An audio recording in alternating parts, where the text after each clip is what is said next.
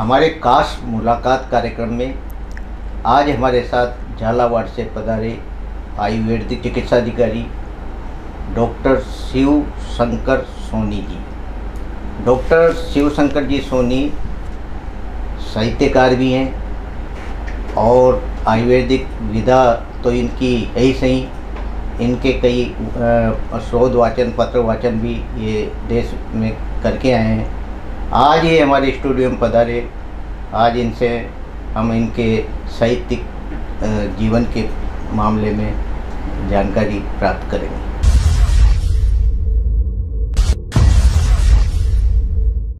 Doctor Soni साहब, आपका हमारे स्टूडियो में बहुत बहुत स्वागत है। बहुत बहुत हार्दिक धन्यवाद सर आपका, आपके इस चैनल का जिसने मुझे आज यहाँ इनवाइट किया है। आप सब लोगों का बहुत बहुत, आपकी टीम का बहुत बहुत हार्दिक आभार।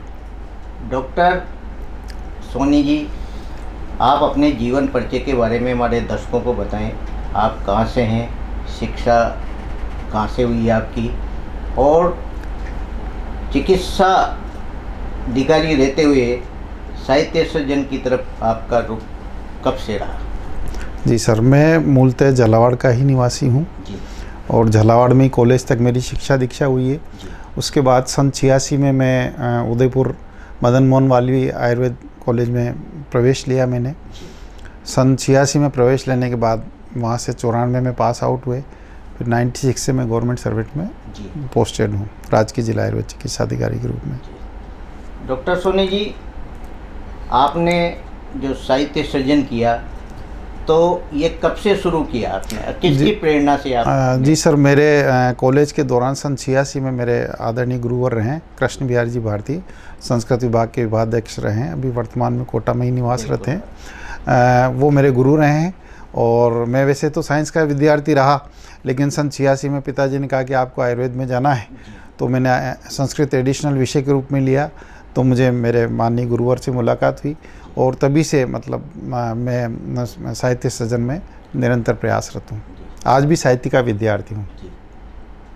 डॉक्टर सोनी जी, आप झालावाड़ से आते हैं। झालावाड़ में साहित्यकारों की खान है जी जी, है ना। किन किन साहित्यकारों का आपके इस साहित्य सृजन में प्रभाव देखने को मिला? जी जी जी, जैसे भारती साहब रहे हैं, निर्मोही जी रहे हैं, जितेंद्र जी निर्मोही, गीताराम जी रहे हैं उस ज़माने में, अपने जो रघुवीर सिंह जी रहे हैं। तो ऐसे लोगों का, हाड़ा साहब, रघुवीर सिंह जी हाड़ा साहब रहे हैं। तो ऐसे लोगों का सानिध्य प्राप्त हुआ। उन लोगों के बीच में अच्छे श्रोता के रूप में मैं जुड़ा और काफ़ी कुछ उनसे सुनने का, समझने का अवसर प्राप्त हुआ। उस ज़माने में झालावाड़ की लाइब्रेरी में आज से 36 साल पहले काफ़ी गोष्ठियाँ हुआ करती थी। बड़े बड़े साहित्यकारों को हम लोग केवल सुनने ही जाते थे। धीरे धीरे शौक़ पैदा हुआ, कुछ लिखना शुरू किया। डॉक्टर सोनी जी, आप चिकित्सा अधिकारी हैं और व्यस्तता आपके जीवन में रहती है। किस तरह आप साहित्य के लिए समय निकाल कर और साहित्य सृजन में लगे रहते हैं? जी, वैसे मैं प्रधान चिकित्सा अधिकारी हूँ अभी पीएमओ जिला चिकित्सालय झालावाड़ में, और व्यस्तताएं काफ़ी रहती है निश्चित रूप से। लेकिन साहित्यिक रुझान होने के नाते कम से कम आज जो दृश्य श्रव्य माध्यम हो गए हैं, मोबाइल के जो ग्रुप्स बने हुए हैं, तो कई ग्रुपों से हमारा जुड़ाव है और उन ग्रुपों में दैनिक हमें कोई काम दिया जाता है कि आज इस दोहा लिखना, आज ये छंद लिखना, आज ये गीत लिखना है, आज इस विषय पे लिखना है। तो मुझे लगता है कि इसने मेरी काव्य शैली को और परखने में मदद की है। और ऐसे ग्रुपों से हम जुड़े हुए हैं जिनमें जैसे जयपुर का एक जकासा ग्रुप है, तो उसमें हमारी काव्य की समीक्षा होती है। हमने जो लिखा है, क्या लिखा है, और उसमें निश्चित रूप से निष्पक्ष रूप से समीक्षाएं होती है। तो समीक्षा होने से काव्य में निखार आता है। बिल्कुल सच है। डॉक्टर सोनी जी, आप बता रहे हैं कि आपके जो साहित्य गुरु के.वी. भारती साहब, के.वी. भारती साहब हमारे स्टूडियो में आए थे। बहुत बहुत सौभाग्य मेरा कि मैं आज वहाँ बैठा हूँ। बहुत ही विद्वान जी जी जी व्यक्ति हैं। जी जी जी। डॉक्टर सोनी साहब, आपने किन किन विधाओं में साहित्य सृजन किया और कितना लिख चुके हैं? सर, मैं जनरली दोहा मेरा प्रिय छंद है और अभी 700 दोहों की एक पुस्तक मेरी अभिव्यक्ति के नाम से दिल्ली में प्रकाशित हुई है, विमोचन हुआ दिल्ली में उसका। और कुंडली छंद, कई सारे छंदों में लिखने का प्रयास करते हैं, गीत गज़ल भी लिखी हैं। तो लगभग सभी विधाओं में लिखते हैं। विषय मेरा आयुर्वेद के विषय के ऊपर मेरे शोध पत्र जो हैं देश विदेश में मेरे पब्लिश हुए हैं। उनका पत्रों का वाचन मैंने विदेशों में भी किया है। बहुत बढ़िया। डॉक्टर सोनी जी, जब आप बता रहे हैं कि 1986 से आपका साहित्य सृजन के प्रति रुचि थी, जी। जब आप पहली बार आकाशवाणी, दूरदर्शन या कहीं भी पत्र पत्रिकाओं में जब आपके लेख छपे होंगे, जी, जी। तो कैसा आभास हुआ होगा जी सर, आपको? मेरा क्या है कि बहुत अच्छी बात कही आपने। उदयपुर से एक दैनिक अखबार निकलता प्रातःकाल, जी। तो उस प्रातःकाल में नए साल में 1 जनवरी की पहली किरण के रूप में मेरी रचना प्रकाशित हुई थी। तो मेरे लिए बड़ा सौभाग्य का विषय था उस समय में कि पहली बार मेरी रचना वहाँ से प्रकाशित हुई। उसके बाद तो आकाशवाणी उदयपुर से, चित्तौड़ से, झालावाड़ से हम लोग जुड़े हुए हैं बराबर निरंतर। डॉक्टर साहब, कोई आपने दुआ या मुक्तक जो लिखे हों हमारे दर्शकों को सुना? सबसे पहले जैसे कि साहित्यिक व्यक्तित्व होने के नाते मैं माँ शारदे को प्रणाम करूँगा। मेरी पुस्तक जो अभिव्यक्ति है उसी से एक दोहा में माँ शारदे को प्रणाम करते हुए बोलूँगा कि शब्द सुमन से सृजन का करता हूँ श्रृंगार, शब्द सुमन से सृजन का करता हूँ श्रृंगार, जयति जयति माँ शारदे वंदन बारंबार, जयति जयति माँ शारदे वंदन बारंबार। और मेरे शब्दों को सदा देती है विस्तार, मेरे शब्दों को सदा देती है विस्तार, देवी मैया शारदे कर दे बेड़ा पार, देवी मैया शारदे करती बेड़ा पार। तो ये मेरी दोहों की वानगी थी। और जो और सुनाइए जो आपको। मैं अभी रामलला का विराजमान हुए 22 जनवरी को, इससे पहले अयोध्या गया था। तो अयोध्या में जब मैं वहाँ सरयू तट पर गया, तो सरयू तट पर मैंने गीत लिखा साहब। तो वो गीत जो है मुझे बहुत प्रिय है और प्रासंगिक भी है। तो मैं उस गीत के बारे में आपको, स्वागत है श्री राम का। भाव ये है कि राम लौट रहे हैं वनवास पूरा करके, और वहाँ पर सरयू तट के इस पार सारे अयोध्यावासी बैठे हैं और रामलला का स्वागत करने के लिए तैयार हैं। तो उस भाव में मैं ले जाना चाहूँगा आपको और गीत का आगाज़ करूँगा। स्वागत है श्री राम का कि दिव्य दीप से भव्य भाव से स्वागत है श्री राम का, सरयू तट पर आज दिवाली दर्शन ललित ललाम का, स्वागत है श्री राम का।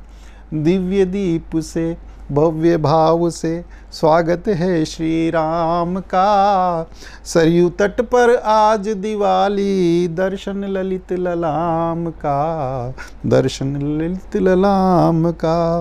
क्या सीन है वहाँ का, आप देखिएगा कि हर्षित होकर नर नारी सब गाते मंगल गान हैं, सिया राम का हुआ आगमन वो हम सब की शान है, वो हम सब की शान है।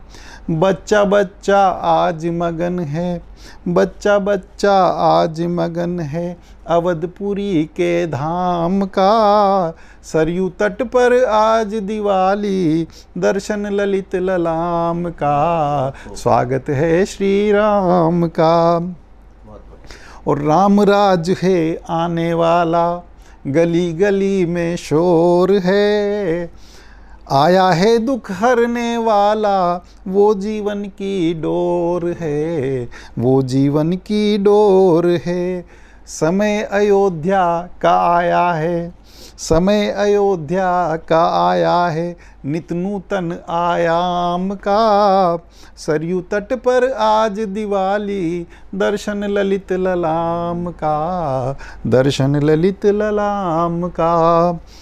और धर्म युद्ध में असत पराजित, धर्म युद्ध में असत पराजित हुई सत्य की जीत है, वचन कभी खाली ना जाए ये रघुकुल की रीत है, ये रघुकुल की रीत है। जग में डंका खूब बजा है, ओ जग में डंका खूब बजा है, प्रभु राम के नाम का। सरयू तट पर आज दिवाली, दर्शन ललित ललाम का। स्वागत है श्री राम का, दिव्य दीप से भव्य भाव से। स्वागत है श्री राम का, सरयू तट पर आज दिवाली, दर्शन ललित ललाम का, दर्शन ललित ललाम का। बहुत सुंदर गीत डॉक्टर सोनी जी आपने सुनाया, जो अयोध्या जाकर आपने वहाँ का सरयू तट पर वास्तविक दृश्य देखा जी, भाव पैदा हुआ आपके, तो गीत में आपने रचना की, बहुत सुंदर। जी जी जी। डॉक्टर सोनी साहब, आपके काव्य सृजन में जी आपने समाज को क्या संदेश दिया? जी जी जी, बहुत बहुत अच्छी बात आपने कही है। मैं समाज को संदेश में हमारे जो सोनी समाज है जी, उसका मैं पूरे राजस्थान का चिकित्सा प्रकोष्ठ प्रभारी भी हूँ। तो जो वहाँ की अभी राज्य स्तरीय जो कार्यकारिणी की मीटिंग थी, उसमें मैंने कुछ लिखा था। वहाँ प्री वेडिंग शूट जो हम करते हैं ना लोग, जी जी, उसके ऊपर मैंने कुछ समाज फिजूल खर्ची भी मान सकते हैं उसको अपन। तो प्री वेडिंग शूट पे मैंने कुछ लिखा था। कुंडली छंद में प्रयास किया है कि शादी से पहले करो प्री वेडिंग ना शूट, शादी से पहले करो प्री वेडिंग ना शूट, और दिखलावे के नाम पर मची हुई ये लूट, दिखलावे के नाम पर मची हुई ये लूट, मची हुई ये लूट करो ना ये नादानी, मची हुई ये लूट करो ना ये नादानी, और आपस में हो सके कभी भी आनाकानी।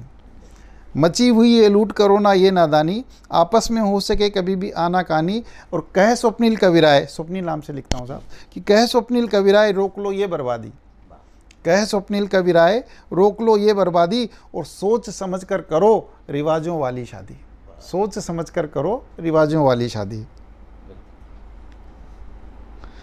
तो ये प्री वेडिंग शूट पे मैंने लिखा था।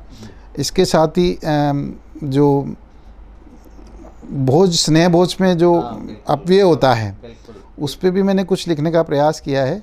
मतलब लोग बाग खाना खाने जो जाते हैं, किस तरह से बफर डिनर में खाना खाते हैं, किस तरह से उसका अपव्यय करते हुए उसकी बुराई करते हैं, उस पर मैंने कुछ लिखने का प्रयास किया है कि पाई पाई जोड़कर दिया जा रहा भोज, पाई पाई जोड़कर दिया जा रहा भोज, और इसका भी आनंद ले तू कमियां मत खोज, इसका भी आनंद ले तू कमियां मत खोज, और तू कमियां मत खोज पड़ेगी तुझ पर भारी, तू कमियां मत खोज पड़ेगी तुझ पर भारी, ओ बेटी के बाप कभी तेरी भी बारी, तू कमियां मत खोज पड़ेगी तुझ पर भारी, ओ बेटी के बाप कभी तेरी भी बारी। और कह स्वप्निल कविराय शर्म क्यों तुझे न आई, कह स्वप्निल कविराय शर्म क्यों तुझे न आई, शादी करके देख जोड़कर पाई पाई, शादी करके देख जोड़कर पाई पाई।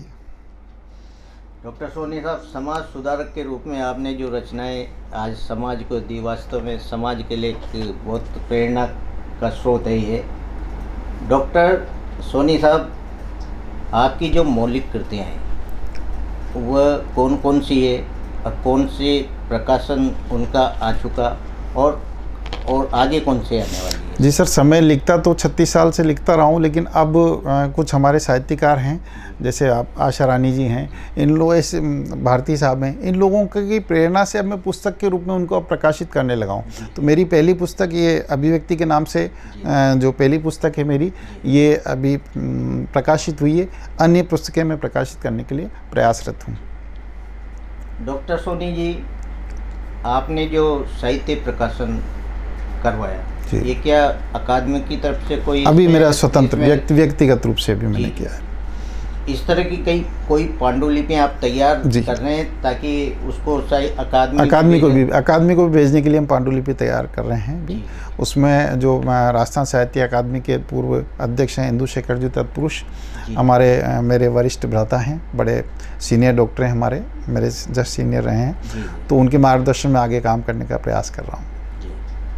डॉक्टर सोनी जी, आपने आज जो साहित्य सृजन किया जा रहा है, यानी पहले भी आपने 36 साल से आप इस सेवा से जुड़े हैं, पहले जो साहित्य लिखा जाता था और जो वर्तमान में जो साहित्य सामने आ रहा है, इसमें कितना आप बहुत बहुत अंतर मानते हैं? बहुत अच्छी बात आपने प्रश्न उठाया साहित्य जगत के लिए कि जो साहित्य के रूप में जो कवि सम्मेलनों में चुटकुले पुरुष रहे हैं लोग, जी, जी। और मतलब फूहड़ हास्य जो आम जनता के सामने रह रहे हैं, उससे लगता है कि साहित्य जो है कहीं पीछे जा रहा है। साहित्य वो है जो आम आदमी समझे, साहित्य वो है जो समाज को दिशा प्रदान करे। हजारी प्रसाद द्विवेदी जी ने कहा कि साहित्य समाज का दर्पण है। मैं तो ये कहूँगा कि साहित्य समाज के दर्पण के साथ साथ साहित्य समाज को प्रेरणा देता है। हर तरह से साहित्य समाज को उद्वेलित करता है कि हमें कुछ करना है।